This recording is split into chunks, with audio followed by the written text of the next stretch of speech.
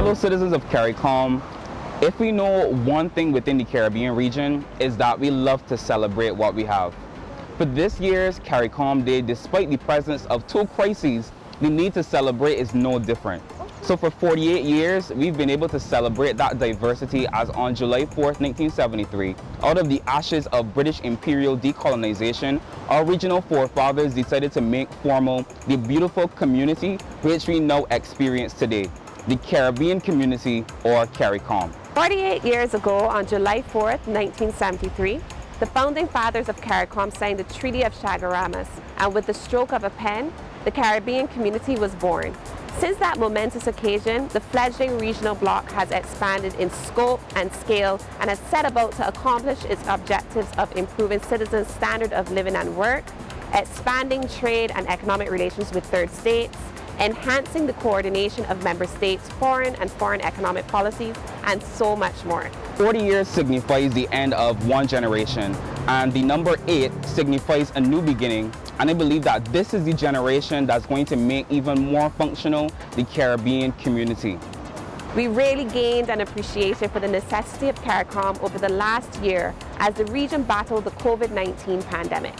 When it mattered most, our regional institutions have served our community well, as has been demonstrated in the successful management of the virus.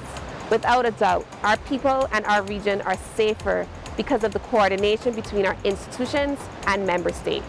In 2021, it's still my hope that despite being so close, we wouldn't still be as far from each other's realities. It's my hope that someone from Belle Plaine in Barbados would feel a connection to someone in Tunapuna or Diego Martin in Trinidad and Tobago, to Spanish Town in Jamaica, all through opening a window to their own reality. I believe that some movements are more generational than others, and the integration movement is one such example.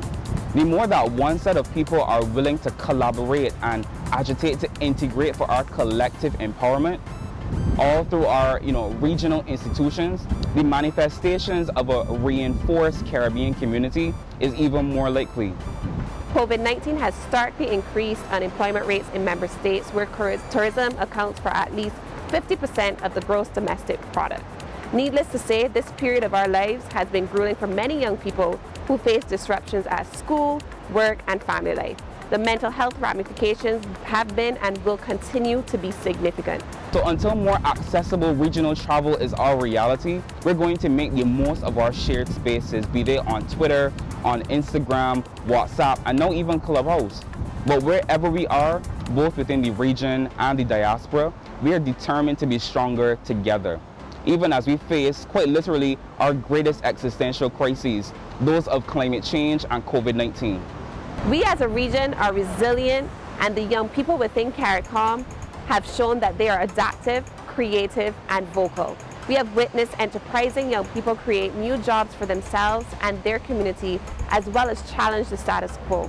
I believe the future of CARICOM is in the capable hands of the youth, who have proven time and time again that they have what it takes to steer our region to further greatness. Therefore, this CARICOM Day message is a message of hope and encouragement. I encourage young people within CARICOM and the diaspora to persevere in spite of the challenges. However, how we choose to persevere and fight for our future will look different every day, and that is to be expected. So to you, the young people, as with every major movement, it was always the young people who carried it. We've been defined time and time again by a real democratic impulse and Caribbean sensibility like that shown by Marcus Garvey, by Malcolm X, by Stokely Carmichael, by Kwame Ture, and many other prominent civil rights leaders who were either in their 20s and early 30s and had a Caribbean connection. It's these characteristics that lent themselves to movements in the United States and Europe and even across the world. And that Caribbean power and island swagger still exists in every one of us today. As we pick ourselves up, albeit battered and bruised, young people everywhere are calling on our governments to listen to us more. The actions our policymakers may take today will have an impact on us in the future, and as the future leaders tasked to manage the region, it's imperative that young people have a seat at the table as the region strives to create a new path for itself.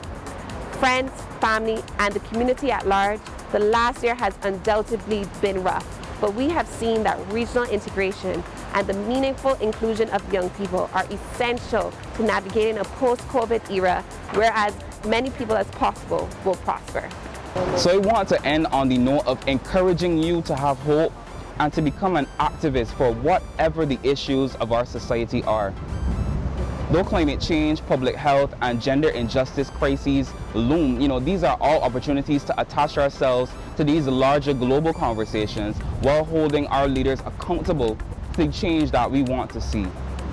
The regional integration movement does not only need politicians, but we need you, readers, researchers, activists, writers, organizers, spokespersons, graphic designers, photographers and videographers, and that's how we create the image of the region that we want to inherit.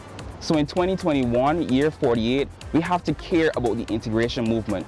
We have to commit to it and continue to develop this culture of activism that will see us through this crisis in CARICOM and shake up the global system that we're changing as we speak.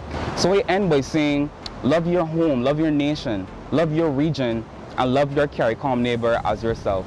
Happy CARICOM Day.